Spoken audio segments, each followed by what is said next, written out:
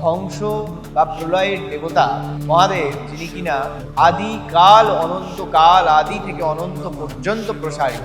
দেবী নানান রকম, কখনো দশমহাবিদ্যা, কখনো অষ্টাদশ মহাবিদ্যা, বা কখনো তার থেকেও আরো বেশি বা ভিন্ন ভিন্ন রূপ ধারণ করে তিনি সমস্ত বিষয়কে নিয়ন্ত্রণ করেছেন। দেবী নীলাবতী তারই কিন্তু রূপের নামান্তর। চৈত্র সংক্রান্তির পূর্বের যে দিন, এই দিন দেবাদিদেব মহাদেবের সঙ্গে মা নীলাবতীর বিবাহ অনুষ্ঠিত হয়। সন্তানের আয়ু বৃদ্ধি, তার যশ লাভ, তার জীবনে অগ্রগতি উন্নতি লাভ, একটা দেব আশীর্বাদ লাভের কাজ করে। এই 5টা 2 7টা 17 মিনিটের মধ্যে যদি এই পূজা এবং দীপদান করা যায়, তা অত্যন্ত শুভ। নীল ষষ্ঠীর দিনে বেশ কিছু খাবার রয়েছে, বেশ কিছু দ্রব্য রয়েছে, যেগুলো গ্রহণ করা বা যেগুলো কাউকে দেওয়ার থেকে বিরত থাকতে বলা হচ্ছে শাস্ত্রে। মান্যতা রয়েছে যে নিজ সন্তানের মঙ্গল কামনায় জগজ্জননী মা পার্বতীও এই নীল ষষ্ঠীর ব্রতটি করেছিলেন।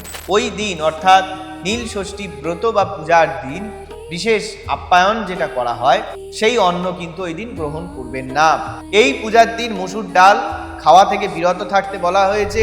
আপনারা নিশ্চয়ই জানেন যে কোনো রকম ভাবে সিঁদুর শিবলিঙ্গে অর্পণ নিষিদ্ধ, তাই সিঁদুর অর্পণের হাত থেকে নিজেকে মুক্ত রাখবেন। প্রত্যেক সন্তানের জন্য পৃথক পৃথক বাতি বা দীপ আপনারা ভগবানের সামনে ওই দিন প্রজ্বলন করতে পারেন। শুধুই স্বাভাবিকভাবে শিব শিব শিব শিব শিব নামও যদি জপ করেন, এতেও আপনার মনস্কামনা পূর্ণ হবে।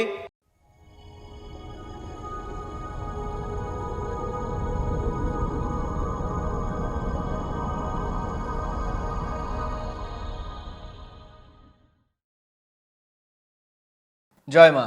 আজকে আসন্ন নীল ষষ্ঠী পূজা বা নীল ষষ্ঠী ব্রত সম্পর্কে আলোচনা। ইতিমধ্যে 2026 ও 1432 সাল অর্থাৎ একটা নতুন বছর 2026 ইংরেজি বছর আমরা সবে 3টি মাস অতিক্রম করেছি। অন্যদিকে 1432 বাংলা বছরের একদম সমাপ্তি শেষ লগ্নে এসে আমরা দাঁড়িয়ে রয়েছি। ইতিমধ্যে সমস্ত উৎসব অনুষ্ঠান পূজা পার্বণকে সম্পন্ন করে আমরা বছরের একদম শেষে অর্থাৎ চৈত্র সংক্রান্তির পূর্ব মুহূর্তে এখানে উপনীত হয়েছি। চৈত্র সংক্রান্তি, তারপর পয়লা বৈশাখ, তার ঠিক পূর্বেই নীল ষষ্ঠীর যে পূজা বা নীল ষষ্ঠী যে ব্রত, যেভাবেই বলুন না কেন, সেই বিষয়টি কিন্তু। তবে এই আলোচনায় যাওয়ার পূর্বে আমি সকলের কাছে অনুরোধ করব, যারা যারা নতুন এই চ্যানেলটি দেখছেন, এই চ্যানেল এবং ভিডিওগুলি যদি আপনাদের গ্রহণযোগ্য বলে মনে হয়, অবশ্যই চ্যানেলটি সাবস্ক্রাইব করবেন এবং পাশে থাকা বেল আইকনটি প্রেস করবেন। যারা নিজেদের সমস্যার জন্য বা জন্মছকের জ্যোতিষ বিচার অথবা যে কোনো ধরনের জ্যোতিষ বা তন্ত্র সংক্রান্ত সহযোগিতার জন্য মুখাপেক্ষী, তারা অবশ্যই ডেসক্রিপশনে দেওয়া নম্বরে ফোন বা মেসেজ করে আপনারা অ্যাপয়েন্টমেন্ট নিয়ে অনলাইন বা অফলাইন পরিষেবার লাভ নিতে পারেন। আলোচনায় যাব নীল ষষ্ঠী। দেখুন, একটা কথা মানতেই হবে যে আমরা মহাদেবকে দেব আদি দেব বলে অভিহিত করি, অর্থাৎ ধ্বংস বা প্রলয়ের দেবতা মহাদেব, যিনি কিনা আদিকাল অনন্তকাল আদি থেকে অনন্ত পর্যন্ত প্রসারিত, যার হাতে সমস্ত সৃষ্টি ন্যস্ত রয়েছে। আমরা বছরে বহুবার বহুবিধ সময় সপ্তাহে বহুবার মহাদেবের পূজা অনুষ্ঠিত করে থাকি। বহুবার তার বহুবিধ পূজার বিভিন্ন বিশেষ তিথি আমরা পাই, এমনকি প্রতি মাসে চতুর্দশী তিথি, সেইটিও শিব পূজার ক্ষেত্রে উল্লেখ্য।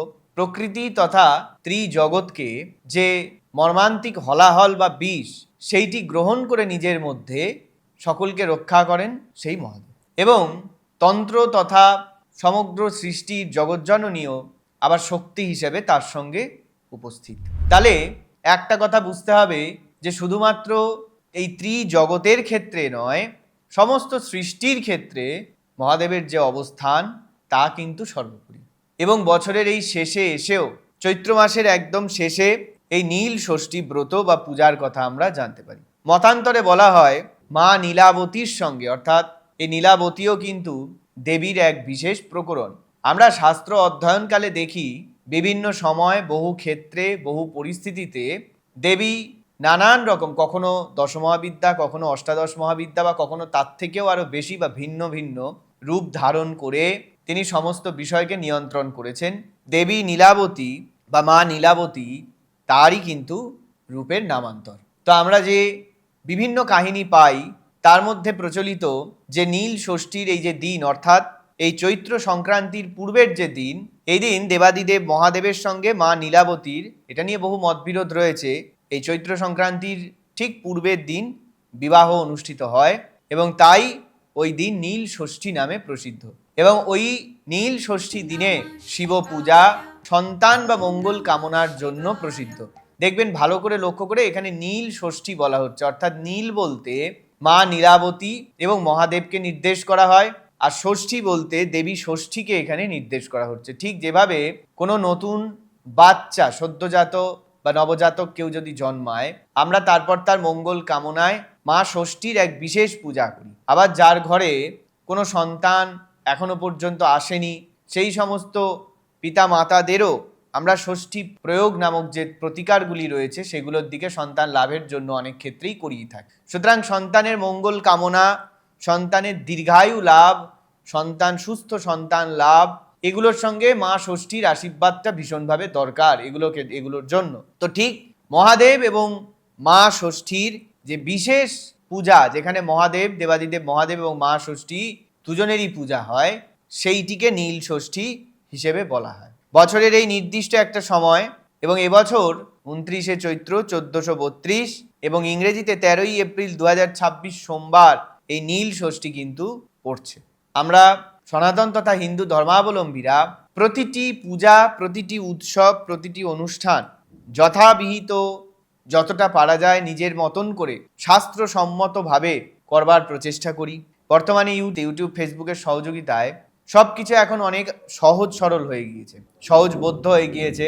তাই পূজার পূর্বেই পূজার সম্পর্কে, পূজার গুরুত্ব সম্পর্কে, সঠিক সময় সম্পর্কে আমরা ভিডিওর মাধ্যমে বা বিভিন্ন তথ্য থেকে কিন্তু জানতে পারি। তাই সেগুলোকে কাজে লাগিয়েই বা তার ভিত্তিতেই আমরা এই বিশেষ কার্যগুলো সম্পাদন করি, যার ফলে পূজার যে ত্রুটি সেইটি কিন্তু নিষ্কৃতি হয়। এবারেও ঠিক 13ই এপ্রিল 2026 সোমবার এই দিনে যে নীল ষষ্ঠী পড়ছে, সেই নীল ষষ্ঠীতে পূজা দেওয়ার বা মঙ্গল কামনার সঠিক নিয়ম হলো, সকাল থেকে যদি আপনার পক্ষে শারীরিকভাবে আপনি সক্ষম হন, তাহলে সন্তানের মঙ্গল কামনায় উপবাস থাকা, এবং প্রদোষকালে সন্ধ্যায় নির্দিষ্ট একটা সময় আছে, আমি বলে দিচ্ছি এই বছরের নির্দিষ্ট সময়টা কখন।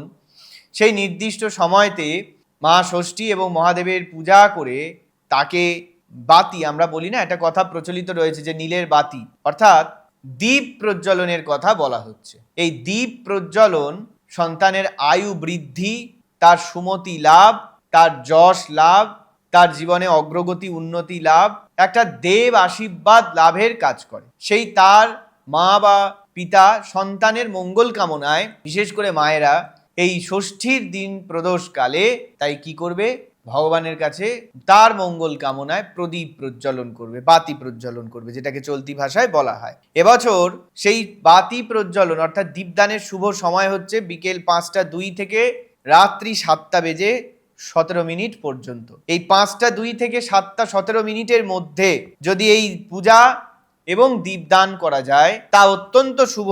এবং সেটা একটা মিথ, একটা ধারণা প্রচলিত রয়েছে যে শুধুমাত্র পুত্র সন্তান যাদের রয়েছে সেই সমস্ত মায়েরাই তাদের পুত্র সন্তানের মঙ্গল কামনায় এই নীল ষষ্ঠীর ব্রত বা পূজা করে থাকে। এটা সম্পূর্ণ ভুল ধারণা, সম্পূর্ণ মিথ্যা ধারণা। শুধুমাত্র পুত্র সন্তানই নয়, স্ত্রী হোক বা পুত্র হোক, যে কোনো ধরনের সন্তানই হোক না কেন, স্ত্রী বা পুত্র নির্বিশেষে যে কোনো সন্তানের মঙ্গল কামনায় তাদের মায়েরা ভগবানের কাছে ওই নির্দিষ্ট একটি দিনে পূজা এবং ভগবানের কাছে তার মঙ্গল কামনায় প্রার্থনার কিন্তু একটা বিশেষ মাহাত্ম্য এবং তাৎপর্য আমরা দেখি।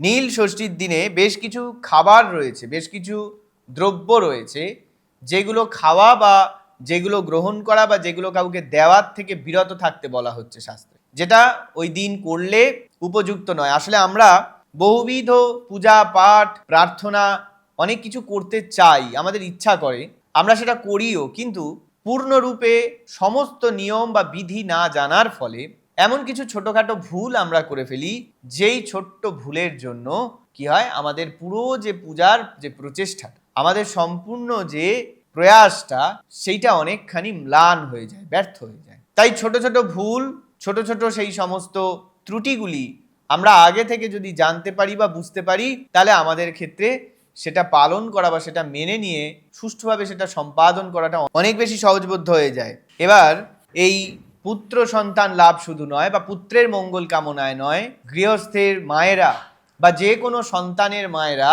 তারা কি করবেন, তাদের পুত্র এবং কন্যা উভয় সন্তানের মঙ্গল কামনাতেই এই ব্রত এবং পূজা তারা ওই দিন সম্পাদন করবেন এবং দেবাদিদেবের আশীর্বাদ বা শুভাশিস তারা কিন্তু লাভ। কিছু কিছু বিশেষ বিষয় আমি উল্লেখ করবার পূর্বে বলবো, এতদিন পর্যন্ত আপনারা যেভাবে এই পূজা এবং ব্রত সম্পন্ন করতেন ঠিক তদনুরূপ একেবারে সম্পূর্ণ সেই পদ্ধতিতেই আপনারা পূজা এবং ব্রত সম্পন্ন করবেন। তাতে যা পদ্ধতি অবলম্বন করতেন, যেভাবে নিয়ম নিষ্ঠার সাথে উপবাস থেকে হোক, যাদের যদি আপনার শরীর আপনাকে সাথ না দেয়, যদি শারীরিক অসুস্থতা দুর্বলতা থাকে, সেক্ষেত্রে উপবাসের আবশ্যকতা নেই। আপনারা আপনাদের সাধ্য সামর্থ্য মতন শক্তি সঞ্চয়ের জন্য যে কোনো কিছু খেয়ে আপনারা পূজা করতে পারেন। তবে সুস্থ এবং সবল ব্যক্তি বা সবল মানুষের ক্ষেত্রে উপবাস থেকে পূজা নিশ্চিত বেশি শুভ ফল কিন্তু প্রদান করবে, অধিক শুভ ফল প্রদান করবে। এবং যেইভাবে আমরা শিব পূজা করি, অর্থাৎ পঞ্চামৃত দ্বারা গঙ্গা জল দ্বারা মহাদেবকে স্নান করানো, তাকে বিল্লপত্র ফুল এবং নানাবিধ পূজার দ্রব্য, বিশেষ বিশেষ যা দ্রব্য শিব পূজার ক্ষেত্রে আবশ্যক সেইগুলি তাকে অর্পণ করা বা তাকে নিবেদন করা, বহুবিধ ফল তাকে নিবেদন করা, এগুলোর কিন্তু বিধি শিব পূজার ক্ষেত্রে আমরা জানি, অত্যন্ত সরল এবং সকলে জানি যে নিয়ম বা যে বিষয়গুলো ঠিক সেগুলোই আমরা অনুসরণ করব। তবে এক্ষেত্রে সন্তানের আয়ু বৃদ্ধি এবং যা বিপদ আপদ ঘটবে সেইটি নিবারণের জন্য এই পূজা বলে মনে করা হয়। অর্থাৎ মান্যতা রয়েছে যে নিজ সন্তানের মঙ্গল কামনায় জগজ্জননী মা পার্বতীও এই নীল ষষ্ঠীর ব্রতটি করেছিলেন। নীল ষষ্ঠীর ব্রত তিনি কেন করেন? তার সন্তানের শান্তি, আয়ু বৃদ্ধি, বলবৃদ্ধি, বাধা নিবারণ, বিপদ মুক্তির জন্য তিনি দেবাদিদেবের কাছে প্রার্থনায় এই ব্রত করেছিলেন। অর্থাৎ একাধারে সন্তানের সমস্ত রকম সমস্যা নিরসন, সমস্ত প্রকার সংকট, সমস্ত প্রকার অসুবিধা দূরীভূত করা এবং আয়ু সুবুদ্ধি ইত্যাদি লাভ করবার জন্য এবং সামাজিক, সাংস্কৃতিক, অর্থনৈতিক, রাজনৈতিক, মানসিক, দাম্পত্যগত সমস্ত ক্ষেত্রে তার যাতে মঙ্গল হয়, তার যাতে বিদ্যাবুদ্ধি লাভ হয়, তার যাতে ভাগ্যোন্নতি হয়, সেই প্রার্থনাগুলো মায়েরা করেন এবং এগুলোই আপনারা কিন্তু করবেন ওই দিন। এবং এর সাথে সাথে কি হয়, তারপরের দিন বা সেই সময় থেকে আমাদের চড়ক পূজা কিন্তু শুরু হয়ে যায়। একেবারে পয়লা বৈশাখ পর্যন্ত সেই চড়কে কিন্তু মহাদেবের পূজাই বিশেষ করে করা হয়ে থাকে। একটা কথা বলবো, বহুবিধ খাদ্যদ্রব্য এই পূজায় গ্রহণে কিন্তু নিষেধ আছে। অর্থাৎ সেই খাদ্যদ্রব্যগুলো যদি গ্রহণ করেন সেটা কিন্তু দুর্ভাগ্য বহন করে নিয়ে আসে। তাই এটা কিন্তু আপনাকে লক্ষ্য রাখতে হবে। যেমন প্রথমত হচ্ছে, ওই দিন অর্থাৎ নীল ষষ্ঠী ব্রত বা পূজার দিন কোনো শ্রাদ্ধান্ন কিন্তু ভক্ষণ করবেন না। অর্থাৎ আপনার যদি ওই নীল ষষ্ঠীর পূজার দিনকেও কোথাও যদি নেমন্ত্রণও থাকে, সেই নিমন্ত্রণ রক্ষার্থেও ওই দিন কোনো মৃত ব্যক্তির শ্রাদ্ধের বা মৎস্যমুখীর অর্থাৎ নিয়ম ভঙ্গের যে অন্ন বা যে বিশেষ আপ্যায়ন যেটা করা হয়, সেই অন্ন কিন্তু ওই দিন গ্রহণ করবেন না।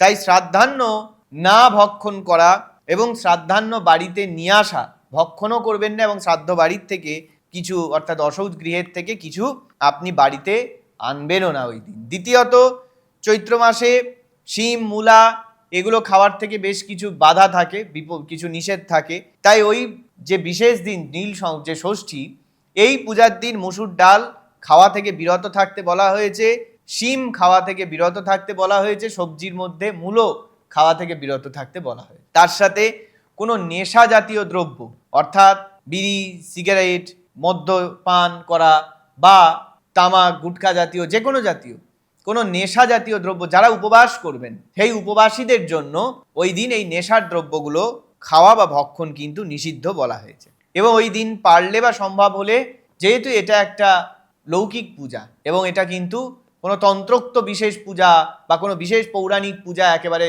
অনুষ্ঠিত হচ্ছে সেইটি নয়, তাই জন্য ওই দিনটি পারলে নিরামিষ আহার করা অর্থাৎ সাত্ত্বিক ভোজন করা, নিরামিষের অর্থ সাত্ত্বিক ভোজন করা বা সাত্ত্বিক আহার করা ওই নীল ষষ্ঠীর দিন অত্যন্ত ফলদায়ী।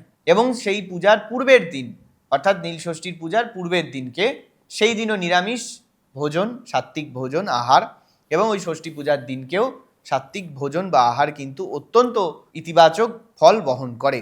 এবং শিব পূজায় আমরা জানি কিছু বিধিনিষেধ থাকে। এটা তো এতক্ষণ আমি বললাম যে ওই দিন, বিশেষ ওই নীল ষষ্ঠীর দিনে কি বিধিনিষেধ আপনি মান্যতা দেবেন। তবে শিব পূজার ক্ষেত্রেও আপনারা নিশ্চয়ই জানেন যে কোনো রকমভাবে সিঁদুর শিবলিঙ্গে অর্পণ, শিবলিঙ্গ যেটা, সেই লিঙ্গে, জনিতে নয়, লিঙ্গে অর্পণ করা, অর্থাৎ গৌরী পীঠে বলছি না, শিবলিঙ্গে সিঁদুর অর্পণ নিষিদ্ধ। তাই সিঁদুর অর্পণের হাত থেকে নিজেকে মুক্ত রাখবেন, সিঁদুর অর্পণ করবেন না। কোনো প্রকার শঙ্খ শিব পূজায় বাজানো নিষিদ্ধ, কোনো প্রকার করতাল শিব পূজায় বাদ্য করা নিষিদ্ধ, এবং শঙ্খের জল দিয়ে শিব অভিষেকও কিন্তু নিষিদ্ধ। তাই শঙ্খের মধ্যে গঙ্গা জল বা পঞ্চামৃত বা দুধ নিয়ে সেইটি দ্বারা, শঙ্খ দ্বারা আপনি শিব অভিষেক করছেন ওই দিনকে, অথবা বাদ্য হিসেবে শঙ্খ করতাল বাদ্য করছেন, এইগুলো কিন্তু করা যাবে না, এগুলো নিষিদ্ধ দ্রব্য। তাই নিষিদ্ধ বাদ্য, নিষিদ্ধ দ্রব্য এগুলোর ব্যবহার করবেন না। যা যা খাওয়া থেকে বিরত থাকবেন সে তো আমি পূর্বেই বলেছি, কোন আগের দিন নিরামিষ বা সাত্ত্বিক আহার ওই দিন, এটাও আমি বলেছি আপনাদের। এবারে বলি একটা বিষয়, তখন তো কি কি করবেন না বললাম, এইবারে বলি কি কি আরো করলে অধিক ফল লাভ করবেন। প্রথমত বলি যে এই নীল ষষ্ঠী পূজার দিন মহাদেব কিন্তু গোলাপ ফুলে পূজা করলে অত্যন্ত প্রসন্ন হবে। এমনিতেই শিব গোলাপ ফুলে অতীব শুভ প্রসন্ন হন, অতীব দ্রুত প্রসন্ন হন।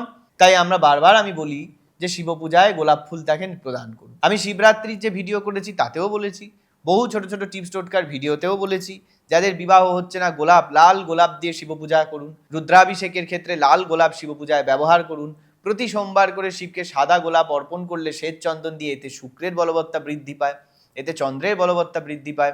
এইরূপেই যারা নীল ষষ্ঠীতে শিব পূজা করবেন অবশ্যই দেবাদিদেবকে প্রসন্ন করবার জন্য অপরাজিতা ফুল, নীল অপরাজিতা, তার সাথে হলুদ কলকে ফুল, তার সাথে আকন্দ, ধুত্রা এবং অবশ্যই লাল গোলাপ ফুল দিয়ে তাকে পূজা করবেন। এতে দেবাদিদেব অধিক সুপ্রসন্ন হবেন এবং বহুবিধ ফল তাকে কিন্তু শিবলিঙ্গে ওই দিন অর্পণ করতে হবে। নীল ষষ্ঠী পূজার এটাই মূল পূজার বিশেষত্ব।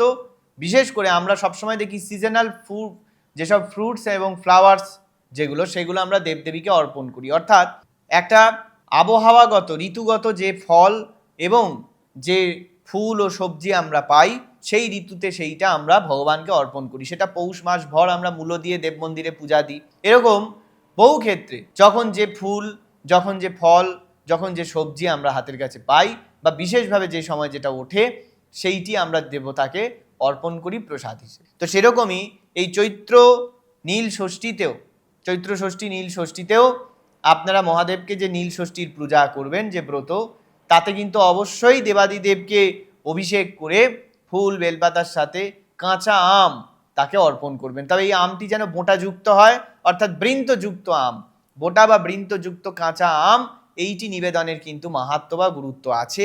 তাই সেইটি কিন্তু যারা উপবাস করবেন, যারা পূজা দেবেন ওই দিন নিশ্চিত রূপে ভগবানকে নিবেদন করবেন। এবং আরেকটা জিনিস আপনারা করতে পারেন, সেটা হচ্ছে আপনাদের যাদের যত সংখ্যক সন্তান, ধরুন কারো 2জন সন্তান আছে, কারো 3জন সন্তান আছে, কারো 1জন সন্তান আছে, সেই সন্তানের মঙ্গল কামনায় প্রত্যেক সন্তানের জন্য পৃথক পৃথক বাতি বা দ্বীপ আপনারা ভগবানের সামনে ওই দিন প্রজ্বলন করতে পারেন। অর্থাৎ কারো যদি 1জন সন্তান থাকে, তার মঙ্গল কামনায় আপনি নীল ষষ্ঠী ব্রত করছেন, সেই দিন আপনি একটি প্রদীপ প্রজ্বলন করুন। আপনি আপনার 2জন সন্তানের জন্য করছেন, তাহলে 2টি বাতি প্রজ্বলন করুন। এইবার এই বাতির ক্ষেত্রে মান্যতা রয়েছে যে নীল রঙের বাতি প্রজ্বলন ওই নীল ষষ্ঠীর দিন অধিক কিন্তু শুভ ফল দেয়। তাই আপনি যদি মনে করেন নীল রঙের মোমবাতি আপনি যা প্রজ্বলন করতে পারেন, আপনি যদি মনে করেন মাটির ছোট ছোট প্রদীপ, সেইটিকে আগে থেকে নীল রং করে শুকিয়ে রেখে সেইটি আপনি ঘি দিয়ে ভগবানের সামনে অর্থাৎ মহাদেবের সামনে ওই দিন আপনার সন্তানের নাম গোত্র বলে পূজা করে তার মঙ্গল কামনায় আপনি প্রার্থনা জানিয়ে, যা যা আপনার প্রার্থনা, যে উদ্দেশ্যে আপনি করছেন ব্রত, সেই অনুযায়ী আপনি সেই বাতিটি তার সামনে প্রজ্বলন করতে পারেন। আপনারা এই বিষয়টি অবলম্বন করতে পারেন। এবং সর্বোপরি শিবমন্ত্র জপ। আপনি যদি পারতপক্ষে ওই দিন অসমর্থও হন, ধরা যাক আপনি প্রচুর শারীরিক অসুস্থ, আপনি বিছানা ছেড়ে উঠতে পারছেন না, কিন্তু এই ব্রত আপনি পূর্বে করতেন, ওই দিন এই বছর হয়তো আপনি বিশেষ কোনো শারীরিক অসুস্থতা বা অক্ষমতার জন্য এটা পারলেনই না এই ব্রতটি করতে বা পূজাটি করতে, কিন্তু সারা দিন ব্যাপী আপনি মনে মনে যদি শিব পঞ্চাক্ষরী মন্ত্র অর্থাৎ ওম নমঃ শিবায় মন্ত্রও যদি শুধু জপ করে যান বা শুধুই স্বাভাবিকভাবে শিব শিব শিব শিব শিবনামও যদি জপ করেন, এতেও আপনার মনস্কামনা পূর্ণ হবে, বা পূজা না করেও পূজার কিছু ফল আপনি লাভ করতে পারবেন। যারা উপবাস করবেন, যারা পূজা দেবেন, পূজান্তে শিবমন্ত্র জপ মনে মনে করা এটি নিশ্চিত আপনাকে আশু ফল প্রদান করবে। তাই শিবমন্ত্র জপ অবশ্যই করুন, এবং নীল ষষ্ঠীর দিনে তো অবশ্যই করতে হবে। আজকে নীল ষষ্ঠী বিষয়ক আলোচনা এখানেই শেষ করব, কারণ আপনাদের যার যা পদ্ধতি, এতদিন যে যেইভাবে ভগবানকে পূজা করে এসেছেন ঠিক সেভাবেই পূজা করুন। কিন্তু পূজার পূর্বে এই একটি ছোট্ট ভিডিও হয়তো আপনাদেরকে আরও অনেক বিধিনিষেধ জানতে বা কিছু নিয়ম ত্রুটি জানতে সহযোগিতা করবে। তার জন্যই এই উপস্থাপনা আপনাদের কাছে। সকলে ভালো থাকুন, সুস্থ থাকুন। যারা নীল ষষ্ঠী ব্রত ও পূজা করবেন তারা নিজেকে সম্পূর্ণ ভগবানের কাছে সমর্পণ করে করুন, নিশ্চিত আপনাদের সন্তানদের মঙ্গল হবে। এবং যারা আমার সঙ্গে যোগাযোগ করতে চাইছেন, কোনো ব্যক্তিগত সমস্যা সমাধান, প্রতিকার সংগ্রহ, জন্মছক বিচার, যে কোনো কিছুর জন্য ডেসক্রিপশানে দেওয়া অ্যাপয়েন্টমেন্ট নম্বরে আপনারা যোগাযোগ করে আপনারা অনলাইন অফলাইন যে অ্যাপয়েন্টমেন্ট পদ্ধতি সেটি অবলম্বন করে আমার সাথে সরাসরি যোগাযোগ করতে পারেন। এবং যারা যারা নতুন দর্শক তাদের উদ্দেশ্যে বলবো, চ্যানেল এবং ভিডিওগুলি যদি আপনাদের ভালো লাগে বা গ্রহণযোগ্য বলে মনে হয়, অবশ্যই চ্যানেলটি সাবস্ক্রাইব করুন এবং পাশে থাকা বেল আইকনটি প্রেস করুন, যাতে নোটিফিকেশান আপনাদের কাছে পৌঁছায়। সকলে ভালো থাকবেন, সুস্থ থাকবেন। চৈত্র নীল ষষ্ঠী ব্রত, চৈত্র সংক্রান্তি, গাজন সমস্ত কিছু পার করে আগামী নতুন বছর পয়লা বৈশাখ এবং নতুন বছর যা আসতে চলেছে আপনাদের জন্য ভালো শুভ বার্তা বহন করে আনুন। সকলে ভালো থাকুন, সুস্থ থাকুন, এই প্রার্থনা করি। জয় মা।